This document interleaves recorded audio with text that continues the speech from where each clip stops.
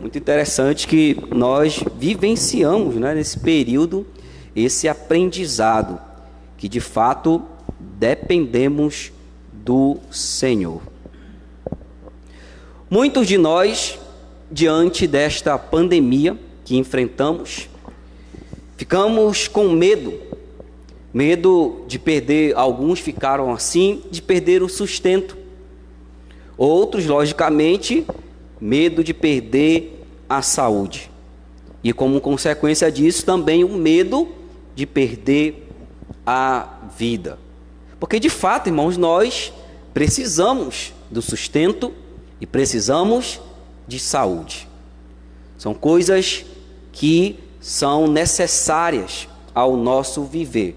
Era natural que diante desta reação, ou diante deste fato, tivéssemos essa reação. Diante de perigos, sempre há uma reação nossa, de medo.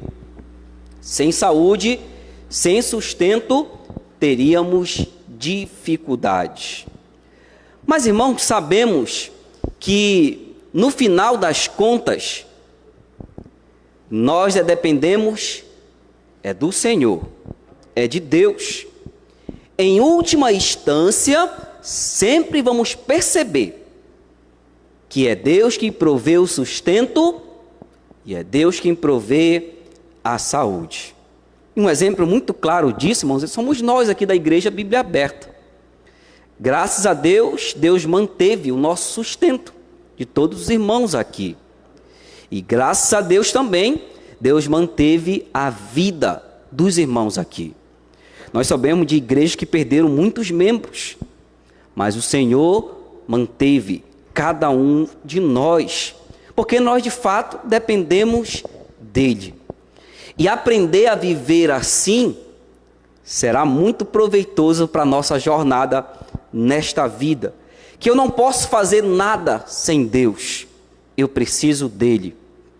E isso deveria então me impulsionar ao amor e à fidelidade, mesmo encontrando adversidades. Eu deveria continuar amando. Este livro aqui, irmãos, que nós tivemos que parar por conta da situação que enfrentamos, tivemos que falar mais especificamente dos problemas que estávamos enfrentando, mas agora retornamos e tem sentido com que nós vamos ver nesse texto aqui e a partir aqui do livro de Neemias, como a boa mão de Deus vai conduzindo o seu povo, mesmo em momentos difíceis, como era então o caso aqui. E hoje vamos nos deter, irmãos, aí, capítulo 6 de Neemias, dos versículos 10 a 14, e vamos continuar vendo que devemos depender de Deus diante das ciladas do inimigo. Olha como diz aí Neemias capítulo 6, dos versículos 10 a 14, diz assim: Tendo eu ido à casa de Semaías, filho de Delaías, filho de Metaabel, que estava encerrado, disse ele: Vamos juntamente à casa de Deus, ao meio do templo, e fechemo-nos as portas do templo, porque virão matar-te. Aliás, de noite virão matar-te. Porém eu disse: Homem, como eu fugiria? E quem há como eu que entre no templo para que viva? De maneira nenhuma entrarei. Então percebi que não era de Deus, que não era Deus quem o enviara. Tal profecia falou ele contra mim, porque Tobias, Sanbalá, o subornaram. Para isto subornaram, para me atemorizar, e para que eu assim viesse a proceder e a pecar, para que tivessem motivo de me infamar e me vituperassem. Lembra-te, meu Deus, de Tobias e de Sanbalate, no tocante a estas suas obras, e também da profetisa Noádia e dos mais profetas que procuram atemorizar-me. Senhor Deus e Pai, obrigado pela Tua palavra. nos ajude nesse instante e sempre, ó Deus, a entender. Ó Pai, aqui de modo específico, nos ajude a compreendermos que servir ao Senhor, que seguir ao Senhor, implica em enfrentar desafios, adversidades, inclusive encontrar inimigos que, usados, ó Deus, por Satanás, querem nos tirar da tua obra e querem que a tua obra pare. Mas, ó Deus, nos ajude, fortalecidos por ti, a compreendermos que nenhuma obra sua há de parar, porque a obra que o Senhor tem levantado, ó Deus, que tem a tua aprovação, ela há de continuar pela tua vontade. E, ó Deus, o que o Senhor tem chamado cada um de nós para servir nesta obra. Ó Pai, portanto, fortaleça-nos nesta noite com esta palavra, a fim de que cada servo teu que aqui está, cada serva do Senhor, Deus, possa, fortalecidos por esse ensino, continuar firme diante do Senhor. E também, ó Deus, aqueles que estão acompanhando, aqueles que irão assistir, servos do Senhor, fortalece-os. Não deixe que eles, ó Pai amado, desanimem de servir ao Senhor. Eu sei, ó Deus, que ainda temos limitações, mas mesmo assim podemos continuar te amando e te servindo. Abre o nosso entendimento nessa noite. É isso que nós pedimos. Em nome de Cristo oramos a ti. Amém. Irmãos, o tema deste livro, para a gente recapitular, que faz tempo que a gente não ouve sobre este livro, é a boa mão do Senhor Yahvé. Age por causa da aliança eterna com o seu povo. Embora o livro tenha um personagem principal, que é Neemias, inclusive o nome do livro é dele, mas o personagem principal deste livro, sabe quem é, irmãos? Deus. É Deus construindo a história. É muito interessante perceber isso, porque Deus, ele não é refém da história. A história não acontece à parte de Deus, ao contrário. Ele, sendo soberano, ele está construindo a história. Todos devemos lembrar que o contexto aqui deste livro é o povo voltando do cativeiro babilônico. E eles voltaram em 3 momentos. Voltaram com Zorobabel para reconstruir o templo. Depois voltaram com Neemias, primeiro, depois, antes com Esdras, né? Porque Esdras iria trazer a palavra de Deus e iria ensinar o povo. E a terceira volta, irmãos, foi com Neemias, que ele voltou para reconstruir os muros de Jerusalém. E os irmãos devem lembrar que Neemias estava muito bem, aonde? Lá no palácio. Estava ali num local bom e desfrutando das regalias do palácio. Lembre que Neemias era copeiro do rei. E sendo copeiro, irmãos, ele desfrutava de um privilégio muito grande. O copeiro, muitas vezes, ele era alguém tão próximo do rei que ele se tornava um conselheiro do rei. Até porque o rei tinha que confiar no copeiro, porque ele cuidava da vida do rei. E Neemias estava ali. Tudo que ele poderia querer, ele tinha. Mas sabe, irmãos, isso chama muita atenção, porque Neemias não estava conformado com aquele lugar e naquele lugar. Por causa de uma razão apenas. Porque ele não estava podendo fazer o que Deus colocara no seu coração. E por isso, então, ele chega diante do rei Artaxerxes e pede que ele quer ir a Jerusalém para servir ao Senhor. Então ele vem. E Deus, então, irmãos, desde aquele momento ali, ele passou alguns meses de viagem. Chegando a Jerusalém, ele vai olhar a cidade e começa então a trabalhar e servir a Deus. Ele anima o povo, diz: olha, Deus está comigo, ele me enviou. E ele quer que cada um de vocês também trabalhem na obra dele. Vamos juntos servir ao Senhor. Devemos lembrar, irmãos, que essa obra já tentou ser levantada, mas não foi possível. Mas agora eles constataram que a boa mão de Deus estava com eles. E aí, irmãos, o povo se anima, o povo começa a servir a Deus. E quando o povo se dispõe a servir a Deus, o que acontece? Problemas se levantam. E os inimigos se levantaram. E começaram então a investir para que o povo e Neemias parassem a obra. Mas sabe o que Neemias fez, irmãos? Ele continuou. Porque ele tinha convicção de que Deus o chamara não para uma obra infrutífera, mas que Deus o chamara para concluir uma obra que Deus havia colocado no seu coração. E essa obra, irmãos, essa obra que Neemias está fazendo, ela tinha a sua conclusão, os efeitos dessa obra, ela era ampla. Até porque aqui, irmãos, desde o decreto do rei Artaxerxes, começa as semanas de Daniel. E tinha então um propósito escatológico e também um propósito de preparar a cidade para receber quem? O Senhor Jesus Cristo. Então a obra que Neemias estava realizando aqui estava muito além dele. Era uma obra grandiosa e que Deus havia o chamado para fazer parte desta obra. E ele então dependia do Senhor.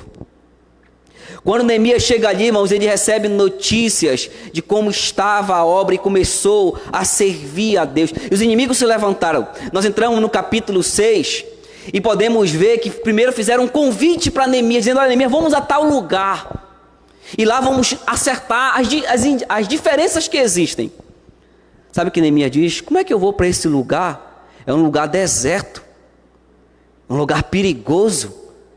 Porque ele entendeu que aquelas pessoas queriam tirar a sua vida para que a obra de Deus parasse. Ele não foi. E aí depois enviaram uma carta aberta, acusando Neemias de que Neemias queria ser rei dos judeus. E que ele queria então se rebelar contra o rei Artaxerxes.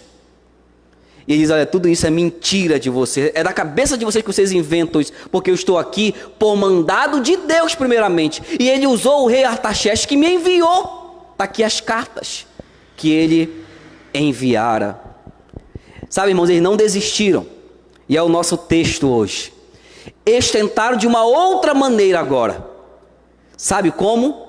Querendo que Neemias pecasse contra Deus, e de uma maneira sutil. Se ele não tivesse na dependência de Deus, ele iria cair, irmão, diante desta cilada. Perceba aí como acontece, irmãos. Versículo 10: tendo eu ido à casa de Semaías, filho de Delaías, filho de Metabel, disse ele: vamos juntamente à casa de Deus, ao meio do templo, e fechemos a porta do templo, porque virão matar-te. Aliás, de noite virão matar-te. Percebam aqui a estratégia dele, dos inimigos. Eles agora chamam quem? Um profeta. Você sabe que para os judeus, um profeta era alguém muito estimado. Eles tinham o maior respeito pelos profetas. E, logicamente, irmãos, esse profeta aqui, aparentemente, ele está se comportando como um profeta de Deus. Aparentemente, parece ter uma mensagem de Deus para Neemias. E Neemias, por respeitar isso, porque Semaías, inclusive, ele era amigo de um sacerdote que era muito íntimo de Neemias. A princípio parecia não haver nenhum problema. O que Neemias faz? Ele vai lá, primeiro à casa de Semaías. Irmãos, quando Neemias sai para ir à casa de Semaías, acontece, as pessoas iriam perceber duas questões aí. Só nessa ida de Neemias à casa de Semaías, quais eram essas duas questões? Que primeiro, Neemias estava indo procurar Deus. Porque se ele vai na casa do profeta, é porque ele queria receber uma palavra de Deus. E segundo, irmãos, ele está indo ali, se ele está procurando uma palavra de Deus, poderia-se dizer então que é um sinal que ele tinha uma incerteza quanto a alguma coisa. E por isso então, ele vai lá. É por isso que Semaías, irmão, não vai até Neemias, mas ele quer que Neemias venha até ele, porque ele quer um propósito com Neemias. A princípio, parecia bom. Mas note como ele vai dizendo. Quando Neemias chega lá, ele diz uma palavra para Neemias: vamos juntamente à casa de Deus, ao meio do templo, e fechemos as portas do templo. Mas não era aqui ir somente ao templo. Mas Semaías está dizendo a Neemias que ele deveria entrar no lugar que Neemias não poderia entrar, que era o lugar exclusivo aos sacerdotes, no lugar santo. Portanto, as coisas começam já a se esclarecer aqui, porque Semaías ele quer trabalhar duas questões em Neemias. Sabe qual é?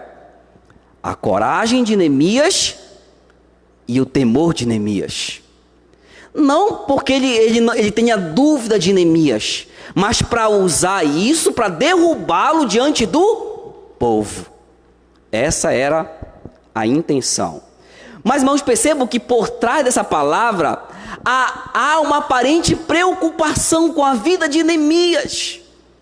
Porque a mensagem desse profeta, né, um profeta de Deus, dizendo de Deus, era que ele estava ali, o texto diz que ele estava encerrado, ele estava trancado na sua casa, para transparecer a Neemias que ele também estava sendo perseguido, junto com Neemias.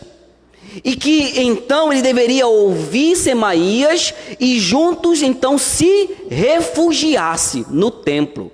Que qual é a ideia, irmão? No templo ninguém pode pegar Neemias, porque é o lugar de Deus. E os inimigos não podem entrar e matar Neemias. E perceba que ele tenta ser aqui, irmãos, ele tenta persuadir Neemias. Ele diz: olha, porque virão matar-te. Sabe como o texto literalmente está dizendo? Olha, virão matar-te, e é daqui a pouco, à noite eles vão te matar. Ele deixa Neemias, parece, sem saída. Olha, Neemias, o melhor lugar para se esconder onde é? No templo. Vamos para lá e fiquemos lá, porque vão te matar. Essa é a mensagem que Deus mandou te dizer. Essa noite eles estão planejando isso. Bom, se Neemias não dependesse de Deus, ele dizia assim: rapaz, eu tenho que salvar minha vida, e eu vou então para o templo e seguir a estratégia de ser, afinal ele está preocupado comigo, há uma aparente proteção dele para com a minha vida. É assim que parecia ser.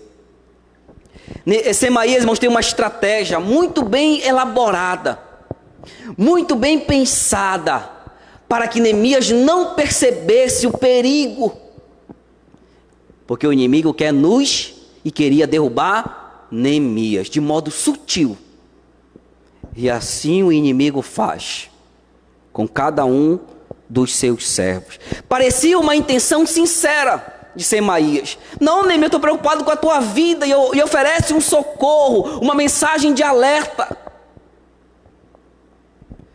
para que Neemias fosse livre da morte. Mas no final das contas, Semaías queria manchar o testemunho de Neemias, queria atingir a coragem que ele tinha. Mas percebe que Neemias, a coragem de Neemias não estava baseado nele, embora fosse uma pessoa inteligente. Mas a coragem de Neemias se fundamentava no Deus vivo que ele conhecia, e o qual ele falara e vivia, e o que o chamara para servir na obra. Ele tinha coragem, mas em Deus, e algo muito bem planejado. Sabe por que ele não caiu uma trama, com a sabedoria. Tiago vai dizer que esse tipo de sabedoria aqui, irmãos, que o mundo usa, Tiago vai classificar a sabedoria aqui como um animal, mundana e demoníaca. Porque é um tipo de sabedoria. Porque a estratégia é muito bem pensada, é elaborada, é detalhosa, né? Essa estratégia para que Neemias não percebesse e caísse na cilada. É assim que o inimigo trabalha. Para que nós cristãos não percebamos como ele quer nos tirar do amor e de servir a Deus. Ele quer manchar o nosso testemunho. Ele quer nos limitar para servir ao nosso Senhor. Neemias poderia achar, irmãos, que nada estava acontecendo. Nada, mas ele dependia de Deus. Lembre, meu amado irmão, nós já falamos disso aqui. Quando um cristão tem um relacionamento descompromissado com Cristo, ele não é incomodado na sua vida. Ele não se envolve no serviço, é isso que é descompromissado.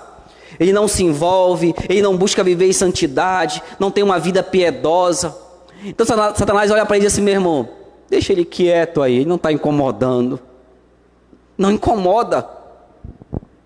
Não é uma vida que causa impacto, que o inimigo fica furioso, dizendo: eu tenho que trabalhar contra essa pessoa, porque ele é um servo fiel. É uma vida descompromissada, que não incomoda, que não tem amor e fervor a Deus, não luta pelo evangelho com o seu viver. Mas por outro lado, irmãos, quando há um cristão que se mantém fiel e sabe muito bem qual é a sua missão, a qual Deus o chamou, tal como Neemias, ele vai enfrentar adversidades. O inimigo vai se levantar e vai persegui-lo, porque ele quer tirá-lo daquele lugar, quer tirá-lo de servir a Deus. Ele quer afastá-lo e deixá-lo desanimado, dizendo: olha, tu não pode servir a Deus, porque ele incomoda, porque ele está amando ao Senhor e vivendo cada dia mais uma vida em desenvolvimento, em crescimento. Então ele ama a Deus e o serve. E aí ele se depara com batalhas terríveis, mas ele lembra que um dia o Senhor o chamou e o salvou. Mas ele lembra, tal como Paulo, em vários momentos de desânimo, Cristo vinha com ele e falava: Paulo, não te cales e pregue a palavra. Porque embora eu possa enfrentar desafios, Deus está conosco. Nós falamos quarta-feira aqui, o que eu preciso mais? Deus está conosco. Meu amado irmão, vigie, como nós falamos muito disso, né? Estejamos alertas, porque há ciladas do inimigo, que parecem tão convincentes essas coisas, mas sem perceber nós estamos nos afastando de Deus, do amor a Ele, do fervor a Ele, do desejo de servi-lo, de amá-lo. E parecem coisas tão oportunas, que mas sem perceber, estamos nos afastando do Senhor. Sabe qual é a razão de Neemias não ter caído? Um correto relacionamento com Deus. Ele tinha muito claro o seu chamado. Irmão, Neemias sabia que Deus havia o chamado. Lembra quando ele chega lá em Jerusalém? Ele sai de noite para contemplar Jerusalém. Ele não disse para ninguém o que Deus havia colocado aonde? No seu coração. Ele não havia falado para ninguém. Mas Deus havia falado com Neemias. Deus arrancou Neemias daquele palácio e o trouxe para os desafios de servir e amar ao Senhor. Mas Deus estaria com ele, estava com ele. Ele não caiu porque havia um correto relacionamento com Deus. Neemias conhecia a misericórdia de Deus e sabia que a boa mão de Deus, lembra o tema do livro? A boa mão de Deus estava agindo com o seu povo. Viu uma aliança, uma aliança. Por isso, meu amado irmão, lembre-se disso. Se nós queremos servir a Deus, amar a Deus com fidelidade, ter fervor por Deus, pela sua obra, Lembre que o inimigo vai armar ciladas, armadilhas, para nos afastar. Irmãos, e às vezes ele vai usar coisas que são essenciais a nós. E às vezes não percebemos. Coisas que são necessidades legítimas nossas, que podem estar sendo usadas para nos afastar de Deus. Eu preciso perceber isso. Então Neemias, ele tem a atitude correta aqui. A primeira atitude dele foi a ciência das adversidades. Nós temos que ter ciência que iremos enfrentar a adversidade. Olha a segunda atitude dele, irmão, versículo 11. Porém eu disse: homem, como eu fugiria? E quem há como eu que entre no templo para que viva? De maneira nenhuma entrarei. Quando eu estava estudando esse texto, irmão, essa palavra aqui é muito dita nos estados do Nordeste, né? Homem, se usa muito isso, né? Acho que Neemias era do Nordeste, né? Homem, como eu fugiria? Ele fala assim: como pode eu, uma pessoa que foi chamada por Deus, nesse instante da obra em que os muros estão se fechando, como eu poderia fugir desta ameaça?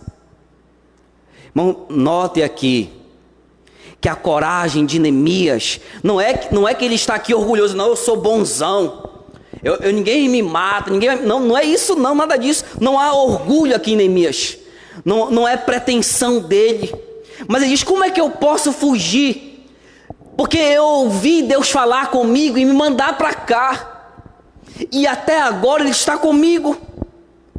Como agora, no instante dessa obra, eu posso agora sair correndo para o templo, fugir da obra que Deus me chamou?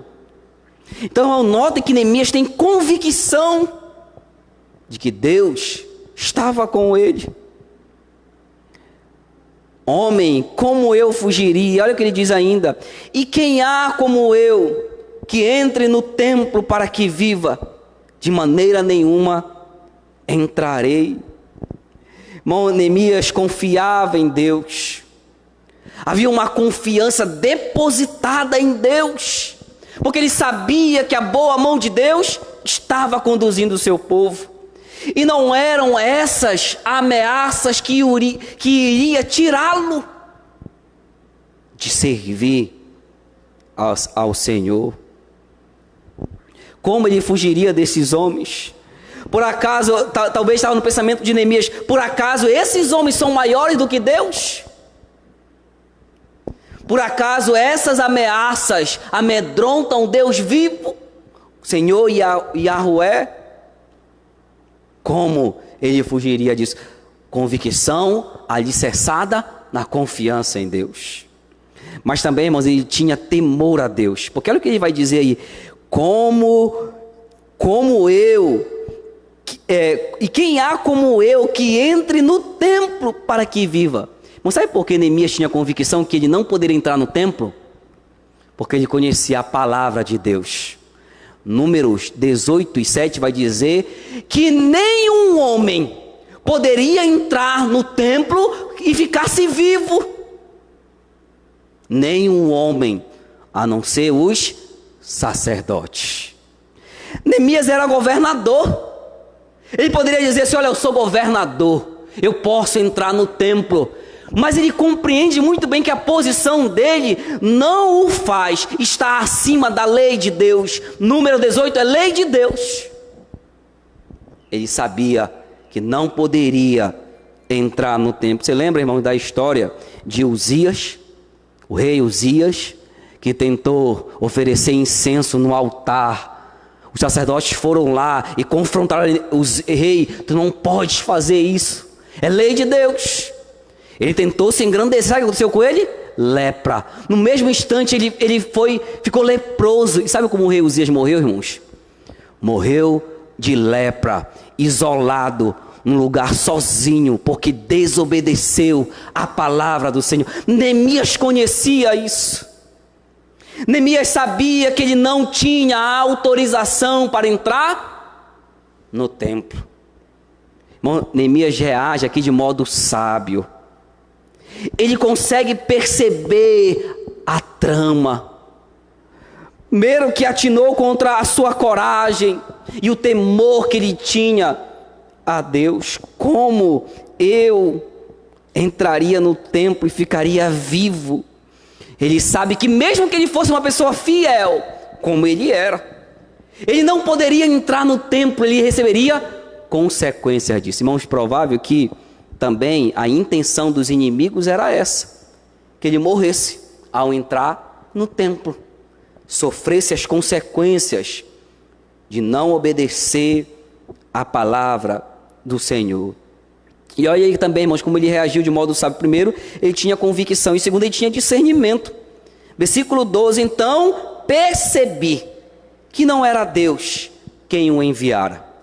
Tal profecia falou ele contra mim, porque Tobias e Sambalá o subornaram. Irmãos, notem, a convicção de Neemias que Deus o chamara, levou ele a perceber que ele tinha temor a Deus, que ele tinha que expressar esse temor de não entrar no templo, mesmo que ele fosse governador. E aí se conclui aqui que ele o que discerniu logicamente, por quê? Por meio da palavra de Deus, havia temor no seu coração. Ele diz, então, deixa eu ver aqui a palavra. É mentira o que Semaías está dizendo. Sabe por que ele consegue ter discernimento? Mas porque ele é conduzido pela palavra de Deus, ele conhecia a palavra, que ele não poderia jamais entrar, mesmo que fosse verdade a ameaça, ele não poderia se esconder no templo. Era somente para os sacerdotes. Então ele consegue ter discernimento daquilo que está acontecendo, porque nele há a palavra de Deus. Ele conhece a palavra. Neemias então diz, olha irmãos, ele diz àquelas pessoas, isto não é de Deus. Esse profeta não é profeta de Deus. Este homem é enviado sim por Tobias e Sambalate, que são servos de Satanás. Sabe quem queria parar essa obra, irmãos? Não era Tobias e Sambalate. Quem queria parar essa obra era quem? Satanás. Queria parar esta obra, mas a obra não era de Neemias, era de Deus, é de Deus. Por que Neemias conseguiu reagir sabiamente diante da cilada do inimigo? Porque tinha convicção, baseado na confiança de que Deus estava com ele. Sabe por que Neemias teve discernimento? Para perceber a vontade de Deus, o que é vontade de Deus e o que não é? Porque havia no seu coração temor a Deus. Lembra que a gente já falou disso? O temor a Deus é o princípio da sabedoria. Irmãos, o temor a Deus me leva a perceber o que é que Deus quer que eu faça, o que é que Deus não quer que eu faça. A perceber o que é verdade e o que é mentira. Baseado nesse temor que advém do conhecimento da palavra de Deus. Meu amado irmão, se Deus deu a você uma missão, Ele chamou você, olha, faça isso na obra. Você tem convicção disso. E ao realizar esta obra, não pode chegar alguém dizendo assim, olha, não faz essa obra, porque essa obra não foi Deus que mandou fazer. Mas se Deus mandou eu fazer, Ele falou a mim, Ele disse que eu deveria servi-lo. Como é que pode ser de Deus? É discernimento por conta da convicção da palavra do Senhor. Então, meu amado irmão, você precisa ter convicção do chamado que Deus tem para você. Há um chamado geral e há um chamado específico. E quando eu falo desse chamado, eu falo do dom que Deus deu a você e a mim. Um dom é uma capacidade específica, sobrenatural, para que possamos realizar uma tarefa específica para Deus, neste mundo aqui. Cada cristão foi chamado para servir a Deus, dentro da sua obra. E se você tem convicção desse chamado, não é para você ir para a missão, para ser para o ministério pastoral, mas é o chamado de servir com a sua vida, com a capacidade que Deus lhe deu. Tendo convicção disso, você deve realizar a obra de Deus. E quando eu estiver realizando essa obra com fervor, com zelo, com fidelidade, eu sei que Deus está comigo, porque Ele me mandou fazer isso, Ele me capacitou para isso. Eu devo continuar firme, servindo ao Senhor. Não importa se não há reconhecimento, não importa se irão falar, não importa se haverão necessidades, haverão influências, haverão coisas que irão querer me tirar desta obra. Vou continuar firme, servindo ao Senhor. Irmãos, convicção é fruto de confiança que Deus está conosco. Pois se Ele nos deu uma missão, Ele nunca nos deixa sozinho. Se Ele me chamou para executar essa missão, Ele está comigo. E podem vir as adversidades, as dificuldades. Lembra, Neemias vivia com Deus, deixou o palácio, e agora estava num lugar difícil, mas Deus estava com ele, e ele estava servindo ao Senhor. Deus providenciou tudo para Neemias, desde o início, desde a sua saída lá do palácio, para Jerusalém, e servir ao Senhor. Neemias temia a Deus, e a pergunta é: eu tenho temido ao Senhor? Eu tenho tido confiança em Deus? Eu tenho convicção do meu chamado, do meu dom para lhe servir? Eu preciso entender isso. Foi a segunda atitude de Neemias. Ele reagiu com sabedoria. E a última atitude dele, irmãos, está aí no versículo de número 13 e 14.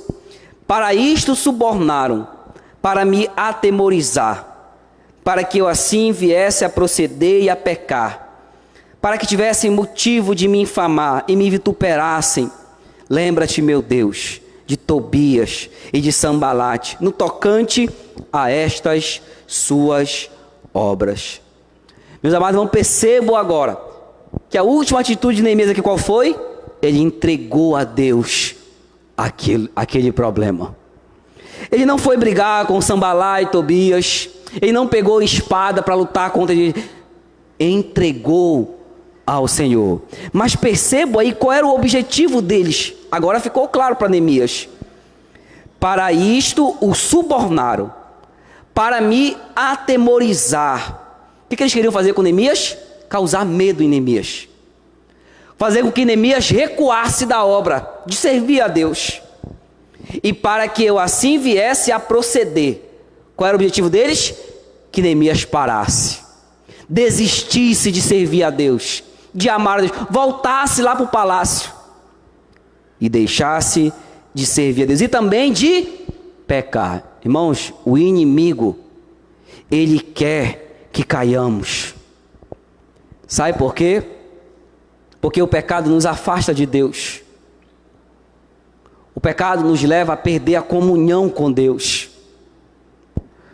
O pecado nos leva a não ter mais ânimo para servir a Deus. O pecado nos leva a não amar mais a obra de Deus. O pecado nos leva a não querer mais ler a Bíblia e orar e servir ao Senhor. O pecado, irmãos, quando entra na nossa vida e passa a ser algo que agrada, ele nos afasta de Deus, do fervor, do amor a Ele, da fidelidade. E exatamente o objetivo deles era que Neemias entrasse no templo e pecasse, e sofresse as consequências desse pecado. E aí a obra iria parar, ele iria sair dali, porque eles iriam dizer: olha, Neemias, tu não teme a Deus, sabe por que tu entrou no templo? Tu não respeitou a Deus, não há no teu coração temor a Deus. Iriam acusar ele, iriam dizer para ele que ele não tem respeito por Deus. E aí ele ficaria envergonhado, porque eles aí vituperassem de me infamar, iriam tirar o crédito de Neemias, iriam jogar no rosto dele tudo o que ele iria fazer. Mas ele foi o que, irmãos? Sábio, entregou para Deus. Senhor, está aqui o que eles queriam fazer comigo. Eles queriam me afastar de Ti. Eles queriam tirar de mim, Senhor, o testemunho que eu tenho zelado por Ti, por amor a Ti. Neemias não era perfeito não, irmãos. Ele não era perfeito. mas ele estava disposto a amar a Deus e servir a Deus até o fim. Irmão, Neemias não estava confortável naquele lugar, mas o fato de amar e servir a Deus levava-o a enfrentar todos os desafios. Você imagina ser perseguido pelas pessoas, as pessoas queriam matar Neemias, sofrer ameaças e tudo mais, e eles firmes lá, servindo ao Senhor. E aí ele ora: lembra-te, meu Deus, de Tobias e Sanbalat. Lembra, irmãos? Neemias começa este livro como? Orando. Ele começa orando. Lá no capítulo 1, ele está conversando com os seus irmãos. E aí ele recebe uma notícia. O que ele faz quando ele recebe a notícia? Ele ora a Deus. Aí vai lá para o final do livro, capítulo 13. No capítulo 13, olha como ele termina o livro. Como também o fornecimento de lenhas em tempo determinados, bem como as primícias. Olha como ele termina: lembra-te de mim, Deus meu, para o meu bem. Irmãos, como é que Neemias começa o livro? Orando. Como é que ele termina o livro? Orando. Tudo que Neemias fazia, orava a Deus. Quando os inimigos atacavam, qual era a arma de Neemias? Entrega a Deus. Quando os inimigos se levantavam, o que ele fazia? Orava a Deus. Isso é dependência, irmãos. Ele dependia de Deus. E ele faz uma oração que: Senhor, lembra-te de Tobias e de Sanbalat, no tocante a essas obras. Ele diz: Senhor, olha o que eles estão fazendo, não é contra mim, não. O que eles estavam fazendo não era contra Neemias. Neemias era apenas servo do Deus vivo. A obra que Neemias estava fazendo era a obra de quem, irmãos? De Deus. Não era de Neemias. Era a obra do Deus vivo e verdadeiro, único. Lembra-te deles. E também de quem? Dos falsos profetas, que estavam ali recebendo dinheiro. Para quê? Para falar mentira. Estavam sendo pagos para quê? Para dizer uma mentira em nome de Deus. Parece os nossos dias, né? Em que existem milhares de falsos profetas dizendo mentira para o povo em nome de Deus. Tal como aqui Neemias, olha, eles eram pagos. Não era somente Semaías, irmãos, havia um grupo de profetas que estavam sendo pagos para falar mentira em nome de Deus, para causar temor a Neemias. Mas o que ele fazia? Senhor, eu entrego para ti, cuida disso. Queriam manchar o testemunho de Neemias, a reputação, mas ele entregou para o Senhor. Meu amado irmão, esse deve ser o nosso aprendizado aqui. Como Neemias reagiu a tudo isso? Ele reagiu de maneira sábia, ele reagiu de maneira a entregar para Deus. Ele também reagiu aqui entendendo que servir a Deus traz desafios. Não pensemos nós que servir a Deus não traz dificuldades, traz desafios. Mas ele reagiu entendendo isso, com ciência dessa dificuldade.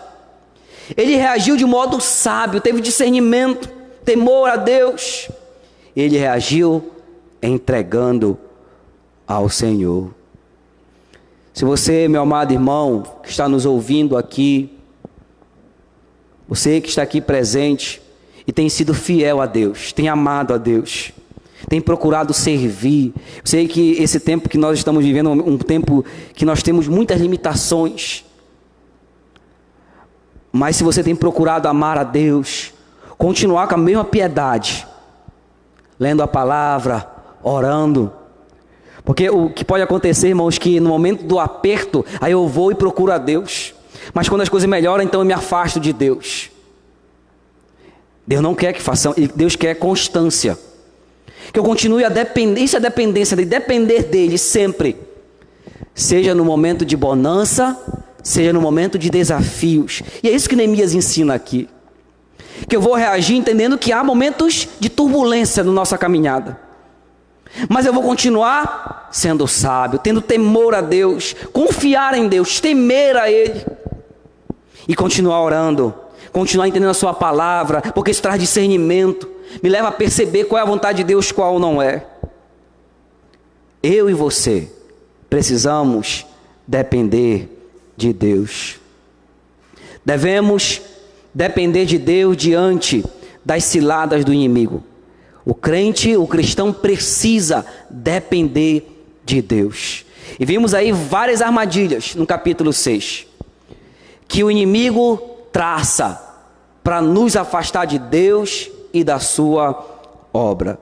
No próximo domingo, se Deus permitir, iremos ver como é que Deus faz no término da construção dos muros, como Deus conduziu tudo isso. Eu quero que você baixe sua cabeça, você que está aqui, meu amado irmão. E eu quero que você também que está aí nos acompanhando possa refletir. Como está a sua confiança em Deus? Como está o seu temor a Deus? É muito importante e deu para perceber como poderíamos avaliar a nossa vida com Deus nesse tempo difícil que passamos.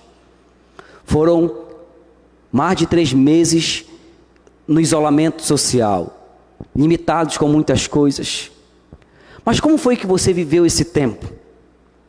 Você continuou procurando a Deus, lendo a sua palavra, se fortalecendo, orando, procurando servir mesmo com limitações.